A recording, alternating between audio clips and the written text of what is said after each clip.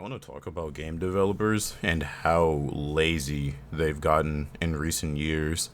Now, I'm going to start this video off by giving you an example. So take Call of Duty Black Ops 2, for example. Cult classic, a game we all know and love, a game that really put hair on your chest, hair on your balls, made your balls drop, real man's game, with the realistic shooting and the war soldiers and all that cool stuff and the weed camos and all those cool things. Yeah, let's take that game for example. If you're not aware somehow, if you're like a 5-year-old, number one, get off this channel. This channel ain't for you. You gotta go. But now that we got the little kids off, if you somehow don't know what Black Ops 2 is, it's a shooter made by Activision or published by Activision. Not important what it is, but it's a game that came out a long time ago, and it dropped fully released with three fully fleshed out separate modes. One of the modes, or the first one we'll go over, is the campaign. It had a story to it. It was a military shooter, so you played as a military man, and you went in and shot bad guys and stuff. I haven't personally played it. I've only played the multiplayer when I was a little jit, but that's neither here nor there. Not important. It had another mode, multiplayer, where you could earn ranks and the new modern age gaming has kind of fucked me up. You could earn camos and trinkets and stuff, and you could just unlock and progress, the higher level you were, the more stuff you had unlocked. And it had fully fleshed out challenges and max camos and guns to unlock, weapons to unlock, just a plethora of stuff. And then you could, once you fully ranked up, you would do this thing called prestiging. Yeah, say it was in some games it was 50, and some games was level 55. You would cap off there, and you would basically start over. You would have a prestige token, and you could take one of the unlocks with you to your new level. Again, not too important how it worked. Point is, it had a lot of progression, if you couldn't tell. Third mode we're gonna cover, zombies. Kind of the same kind of thesis as the story mode. It had story to it kind of, and you could kind of dilly-dally with that if you wanted to. I know I had some friends that did that. Again, not important. Point is, this was a game that released on Xbox 360 and PS3, and it was fully fleshed out. Everything, it was polished. Everything was just about done. It had zero or little to no bugs, and $60 is what we had to pay back in the day, back in my day. And $60 wasn't a lot, back then. It kind of really isn't, too much right now. I would pay $60 for a game. I don't mind that. That's fine. The game is done, and it's polished up and everything. That's fine. I don't mind paying you $60 to get some pixels to move on my screen. That's okay. I give you something, you give me something. That's pretty much how trading has always worked. It's just now I'm buying something digitally. The point is, you would buy the game and it'd be done. There'd be nothing else aside from the COD pass or whatever that would allow you to get the multiplayer map or DLC multiplayer maps and zombies maps that would come out periodically or whatever, month or whatever the fuck the release cycle was. And that was pretty much all the extra you could buy. And you could buy that and you would have literally every single item that would come out for that game, and you wouldn't have to buy anything else. You were done. If you wanted to spend that extra 30, you could, and you were done. You didn't have to if you didn't want to, though. And sometimes people didn't even opt in to buy it because you would get in certain lobbies of just really sweaty people, because only the sweaty people want all the content. So people would just not download the content anymore, and that became its own thing. But point is, got the game and you had an option of buying extra content that gave you more content and everything else that would release alongside the game. It wouldn't be a pack or anything. Fast forward today to, let's say, something like I don't know, let's say Battlefield, for example, a game that released, I think that game is like $70 or $80 now. So now we're talking about 10 to 20 more dollars. All right, that's fair enough. I expect a couple more improvements, but that's fine. You want extra money.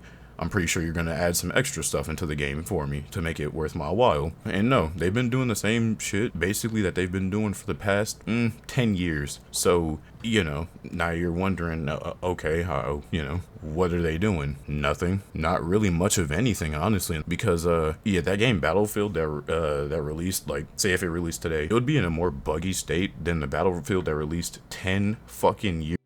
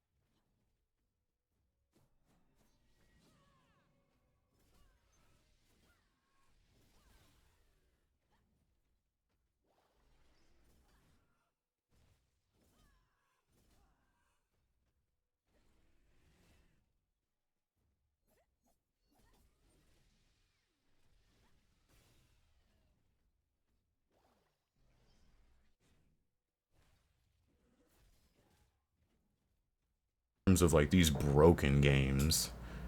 Like like I said, if I see that a game has care and passion put into it, and I can tell that, it's you know, a product that people care, the team that is producing it, if I actually care, and yeah, hell yeah, I don't mind some extra money just to support the game.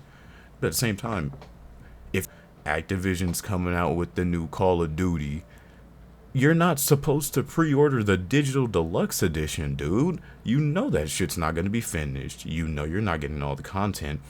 Dude, you know for a fact the fucking mini-map's not going to work for the first 2 weeks, and they're not going to have leaderboards for the first 5 months. But guess what will be in the shop? Snoop Dogg's and FaZe Rug doing backflips for Warzone. Like, dude, they're gonna microtransactions before they push the patch to fix the game.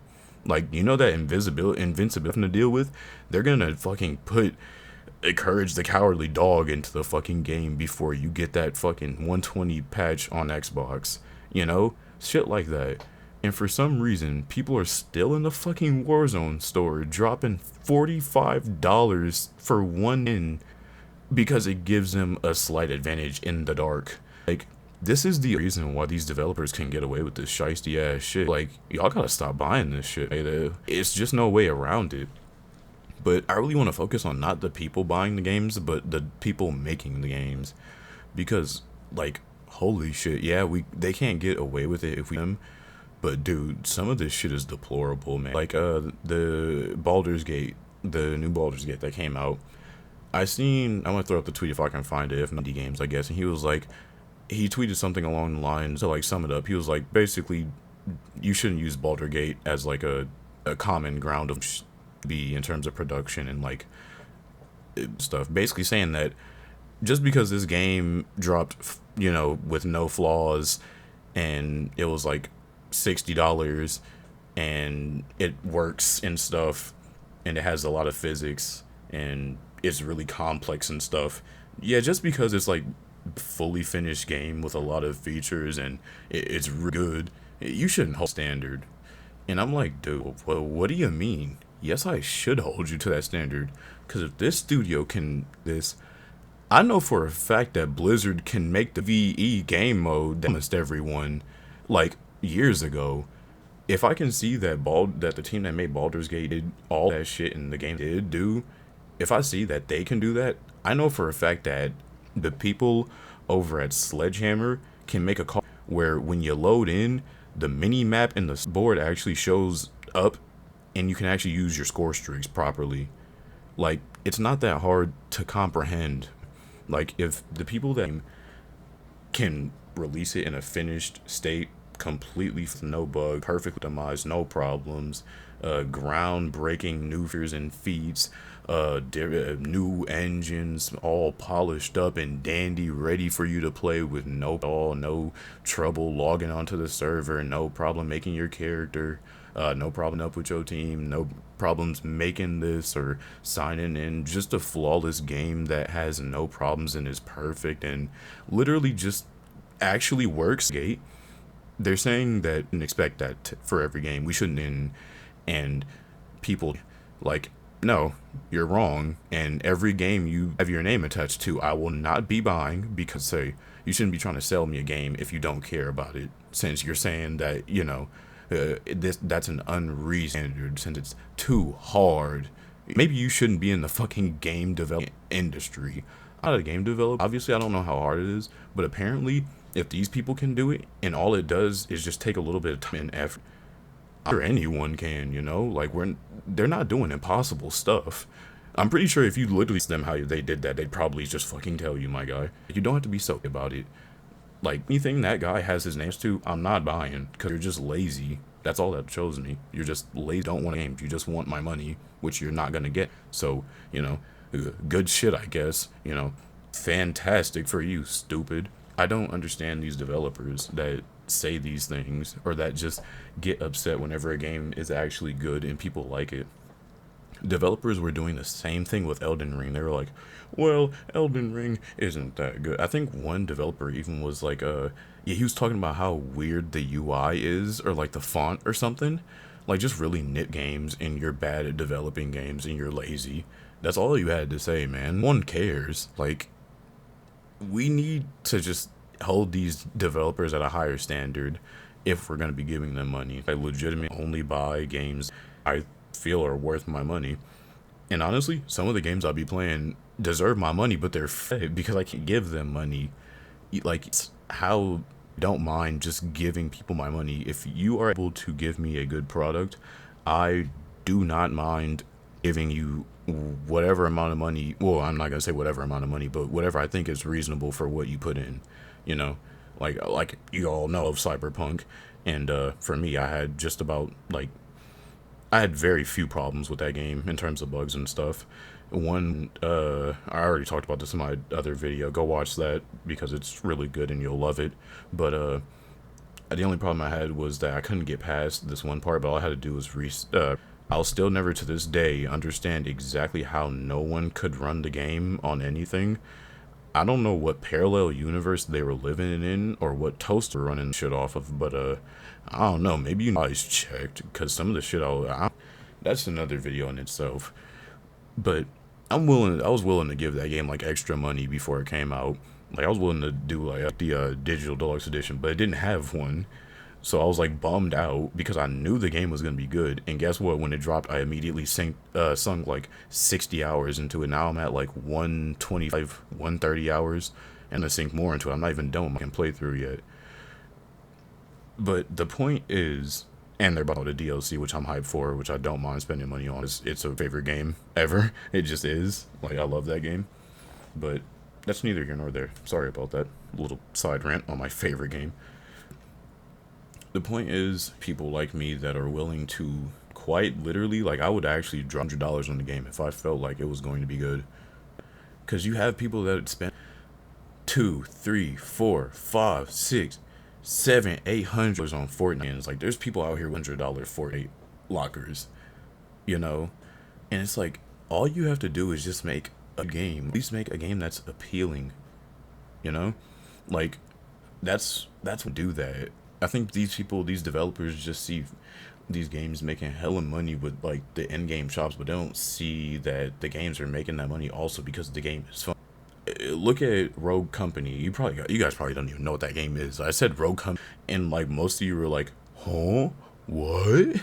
Y'all don't even know what that game is. Third person, class-based team shooter.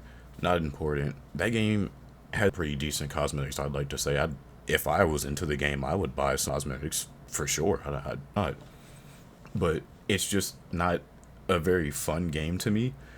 So, well, I wouldn't even say that. It would probably be fun, but I think it's bad and it's unfinished and it doesn't work. That's just how I feel on the topic. I think we should really just stop giving these developers so much money for nothing because it's only making them lazier and lazier. That's the only reason why this dude felt like he had the gall to suggest that we shouldn't hold other developers to such a high standard. Like I think we're letting these developers get a little too complacent with our money, you know?